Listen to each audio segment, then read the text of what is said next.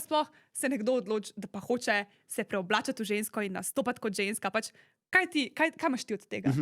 Jaz sem recimo že cel življenje se je Janez, a ne, ukvarjal tudi že, ne vem, z gledališčem, s petjem, s plesom, s filmom, z umetnostjo, zmeraj je tudi Janez rad nastopal, in pol je enkrat Janez razmišljal, kaj je začel gledati ta resničnostni šov RuPaul's Drag Race, da mogoče bi pa to njemu pasalo. Se mi zdi, da en tak dodaten layer doda, neki dodan layer samozavesti, tudi neko dodano vrednost nekemu nastopu. Pa meni je tudi fajn, ker lahko nekako ta ženski aspekt sebe izživim na ta način. Tako da mogoče to, neka samozavest pa neki ta ženski aspekt. A si bolj samozavestna, ko si Jenna, kakor ko si Janez? Ja, definitivno. Tudi ne vem, manj imam treme, lažje nastopam.